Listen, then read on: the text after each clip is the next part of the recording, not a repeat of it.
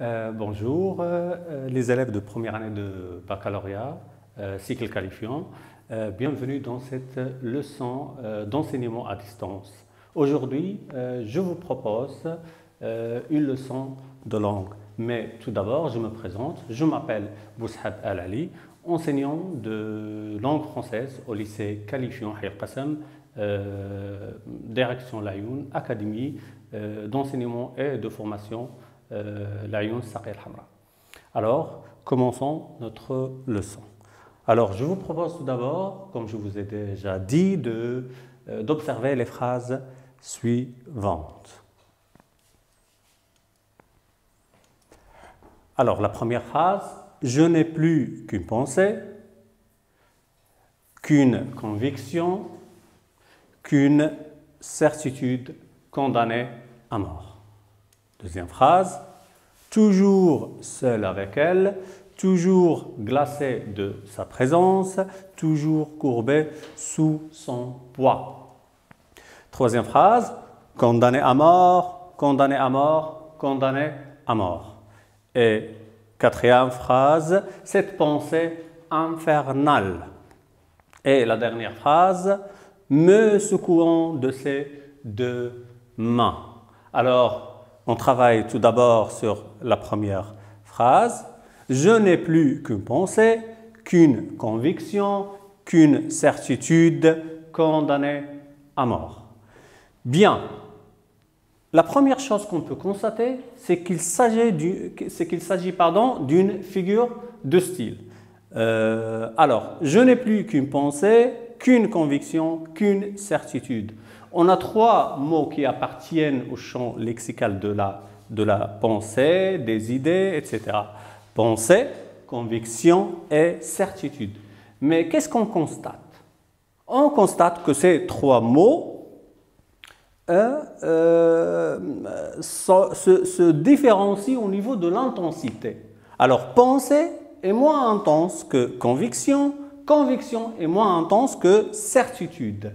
Alors, en lisant, bien sûr, je vous invite à vous référer à l'incipit de l'œuvre Le dernier jour d'un condamné pour mieux comprendre l'idée. Alors, la pensée dont parle le condamné ici, c'est la pensée de la mort. Tout d'abord, elle était une pensée, ensuite, il est devenu une conviction, et puis une certitude. On voit qu'on a un effet de zoom. Alors, le mot certitude a plus de degré de force que le mot conviction, comme je vous ai déjà expliqué, et le mot conviction est plus intense que le mot pensée. Dans cette phrase, bien sûr, l'objectif c'est quoi? C'est souligner l'obsession du condamné de l'idée de la mort. Ça veut dire que le condamné est obsédé par cette idée. Et par quoi il a exprimé? Par ces trois mots. Pensée, conviction, certitude. Alors, les mots sont présentés dans un ordre croissant qui monte. Mais dans d'autres phrases, il se peut qu'on utilise cet ordre de façon décroissante. Comme par exemple dans la phrase chaque jour, chaque heure, chaque minute, on voit que c'est descendant, c'est décroissant. Alors, on appelle cette figure de style la gradation. Bien, passons à la deuxième phrase.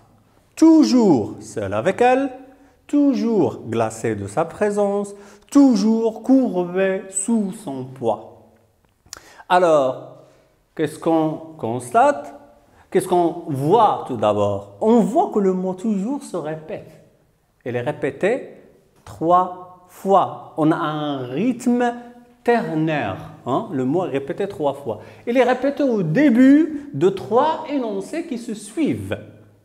Toujours seul avec elle, ça c'est une phrase. Toujours glacé de sa présence, une deuxième phrase. Et toujours courbé sous son poids. Et ces phrases se suivent.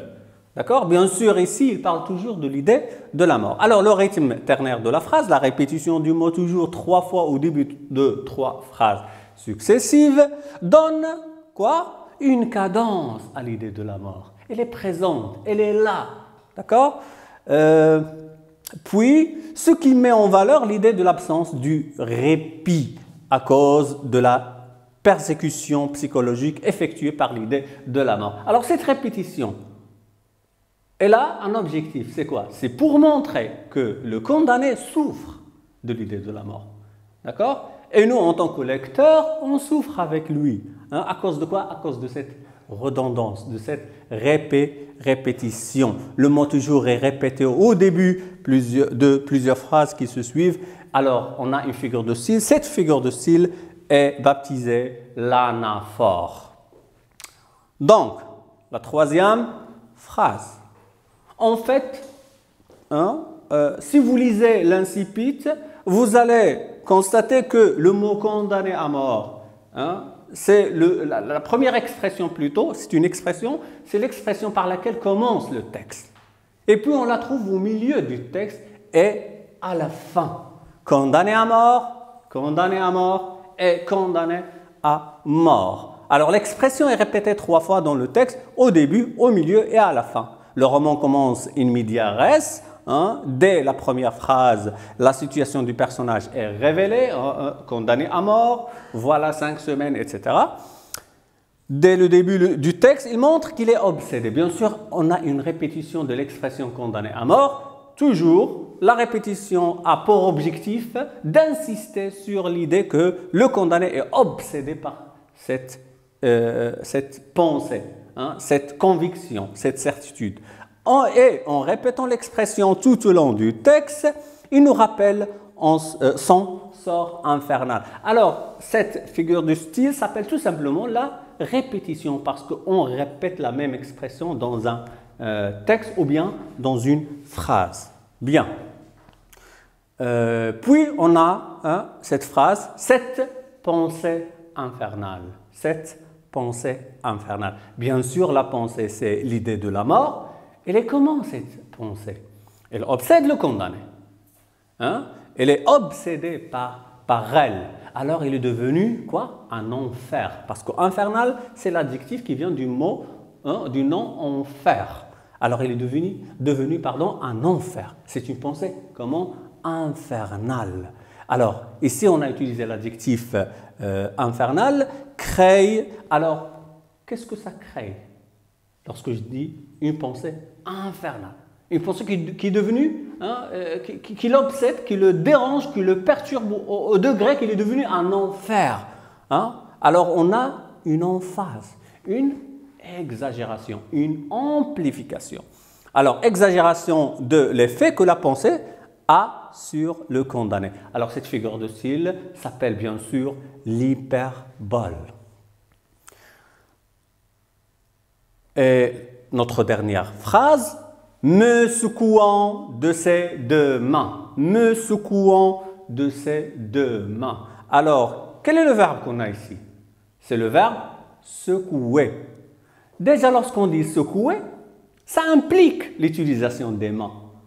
On secoue avec les 2 mains. Donc, alors, secouer, tout court, c'est faire l'action d'agiter avec les mains dans un sens et puis dans un autre. C'est-à-dire, lorsqu'on dit secouant de ses 2 mains, l'utilisation de ces 2 mains est une utilisation fortuite, inutile.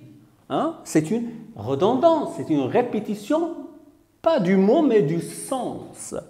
Alors, secouer, tout court, c'est faire l'action d'agiter avec les mains dans un sens, puis dans l'autre. Donc, il est normalement fortuit d'ajouter, bien sûr, de ses 2 mains. Sauf que le narrateur a ajouté l'expression, pourquoi? Pour insister, pour créer une image dans notre imagination en tant que lecteur, pour insister sur cette image de l'action de secouer, insister sur l'intensité, bien sûr, de l'acte. On appelle cette figure de style le pléonasme. Voilà, alors... qu'est-ce qu'on constate, qu'est-ce qu'on apprend? Que, bon, bien sûr, l'hyperbole, la répétition, la gradation, l'anaphore, ce sont des figures de quoi? Ce sont des figures d'insistance. Alors, les figures d'insistance ont comme objectif de souligner l'idée portée par un mot ou un groupe de mots en le mettant en valeur. C'est mettre en valeur, c'est souligner, d'accord? C'est insister par rapport au reste de l'énoncé. Elles sont, ça veut dire les figures d'insistance, elles sont souvent liées à une description de la réalité. Soit on décrit une réalité, comme dans le cas du condamné à mort qui décrit sa réalité. L'obsession de l'idée de la mort, le cachot, l'obscurité, la peur. Mais elles peuvent aussi servir à argumenter, parce qu'il s'agit d'un texte, d'un roman à thèse, dans lequel le narrateur défend sa thèse qui est la thèse d'abolir la peine capitale. Bien, alors, récapitulons, l'anaphore, figure de style, qui consiste à répéter un mot au début de plusieurs phrases, ou propositions ou vers. Quel est l'effet recherché? Pourquoi on utilise l'anaphore? Alors, il rythme la phrase, il lui donne un rythme, insiste sur un mot, comme dans le cas de toujours, toujours, on insiste sur la durée, ou une idée, ou un thème, ou peut-être un sentiment. Exemple, trouver des mots comme la folie, trouver des mots couleur de tous les jours, trouver des mots que personne n'oublie. Alors, où est l'anaphore ici? Bien sûr, l'expression trouver des mots, ou bien la phrase trouver des mots. Alors, elle est répétée 3 fois dans 3 phrases qui se suivent. Deuxième figure de style, le pléonasme. Le pléonasme, c'est quoi? Il double un mot par un autre qui contient implicitement ou explicitement le même sens. Ça veut dire, on répète quoi? On répète le sens. Quel est l'effet recherché? Pourquoi on utilise le pléonasme? Alors, le pléonasme nous permet d'exciter plus fortement l'imagination du lecteur. Lorsqu'on utilise le pléonasme, on crée une image. On crée une image dans la tête du lecteur. Il peut imaginer l'intensité de l'action, s'il s'agit d'une action par exemple, de préciser une idée, ou bien pour amplifier un terme. Par exemple, applaudir à deux mains. Ici, on amplifie le terme. Applaudir, normalement, c'est avec les mains. Mais applaudir à deux mains, c'est pour dire qu'il a bien applaudi. Prévoir à l'avance. Déjà, prévoir, c'est à l'avance. C'est le même sens. Ou bien reculer. Est-ce qu'on peut reculer en avant? C'est clair qu'on recule en arrière. Mais on répète ici pour insister. Et puis, on a la gradation. C'est quoi la gradation? C'est le fait de succéder des termes d'intensité, soit croissante ou bien décroissante. L'effet recherché, c'est quoi? C'est produire un effet de quoi? De zoom. Elle peut, bien sûr, tendre à l'hyperbole. Généralement, souvent, la gradation finit par une expression hyperbolique. Exemple, j'étais demeuré à la fenêtre, immobile, perclus, paralysé. Ici, paralysé, c'est une hyperbole en fait. Mais bien sûr, ici, la figure, c'est la gradation parce qu'on a une intensité ascendante. Ou bien le deuxième exemple, va, court, vole. Va, court, vole. On a une tension ascendante ou bien croissante.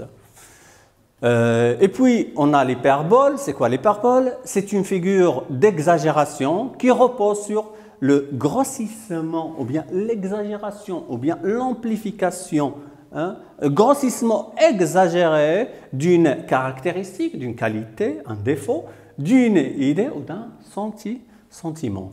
Alors, quel est l'effet recherché si on utilise l'hyperbole? C'est créer une emphase. C'est créer une emphase dans le but de mettre en valeur une idée ou bien un sentiment. Par exemple, l'expression que tout le monde utilise, je meurs de faim ou bien je meurs de rire. Alors ici, on a une exagération, emphase, amplification. Et finalement, on a la répétition. C'est le même mot ou la même expression est repris